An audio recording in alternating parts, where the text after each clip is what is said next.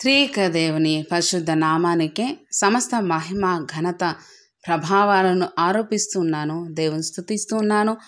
ఈరోజు ఆంధ్రక్రైస్తవ కీర్తనల నుండి 495వ కీర్తన విశ్వాసి పునరుద్ధానము గురించినటువంటి కీర్తన. ఈరోజు నేను లేఖన భాగాల నుంచి కూడా ధ్యానించిన విషయాలు కూడా విశ్వాసానికి సంబంధించి అబ్రహాము నవ్వు మరియు సారా నవ్వు గురించి ఈరోజు ధ్యానించడం జరిగింది. నేను పోస్ట్ చేస్తూ ఉన్నాను, మీరు ఆసక్తి కలిగిన వారు చూడొచ్చు. 495 విశ్వాసి పునరుద్ధానం గురించి తూలూరి కొర్నేలియస్ గారు రచించినటువంటి పాట మరణమునకు విజయమేది మరణమోడిపోయరా. ఈ పాట ధరణిలోని ధనములెల్లా అనే కీర్తన ఛాయలో పాడదగినది. మరణమునకు విజయమేది మరణమోడిపోయరా.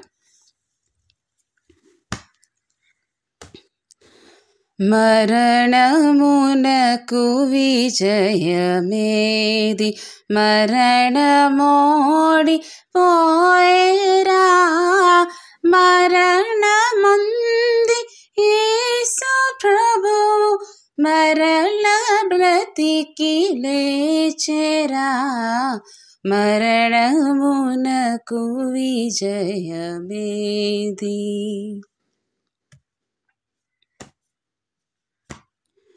క్షయమందు వీతబడియ క్షయమునందు లేచురా.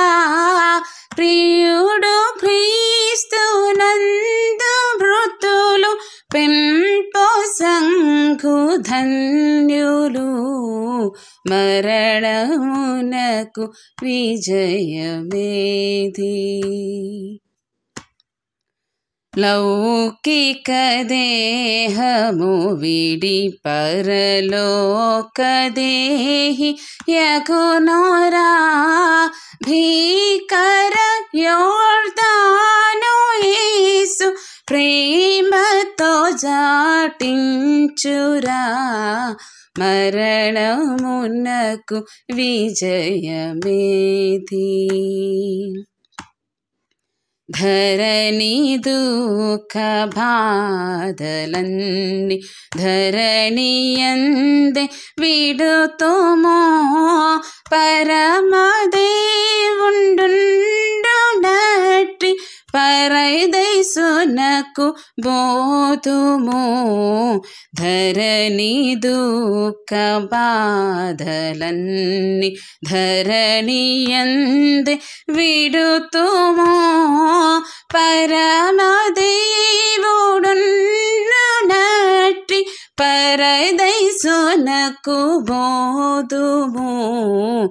మరణమునకు విజయమేది.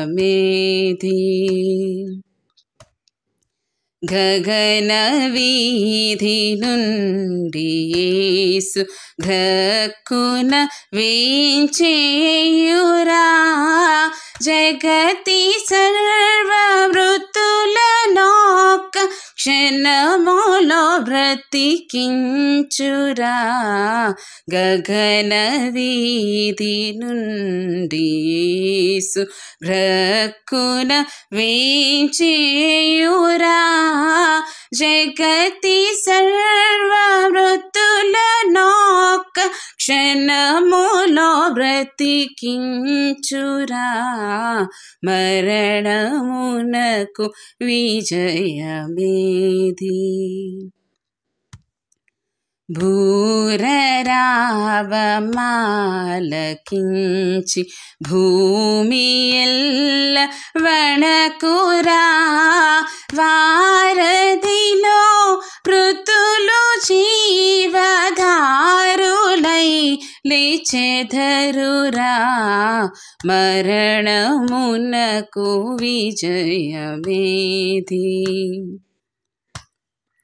భక్తులు విశ్వాసమునకు ఫలమునొంద బోదురు. ముక్తి కిరీటముధరించి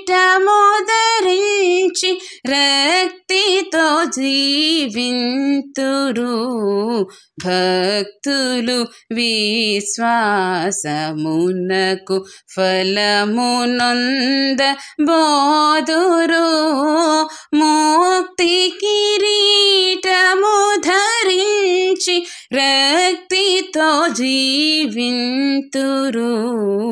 మరణమునకు విజయమేది.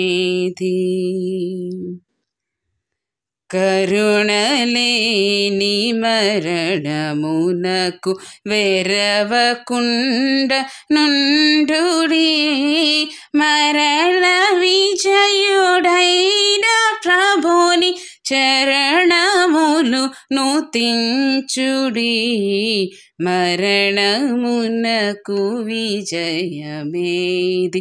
మరణమోడి పోయేరా మరణమంది యేసు ప్రభు మరల బ్రతికి లేచెరా.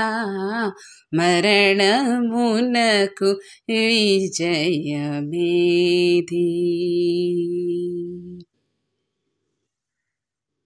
క్రీస్తు యేసునకు ఘన కృతజ్ఞత తెలియజేస్తూ ఉన్నాను.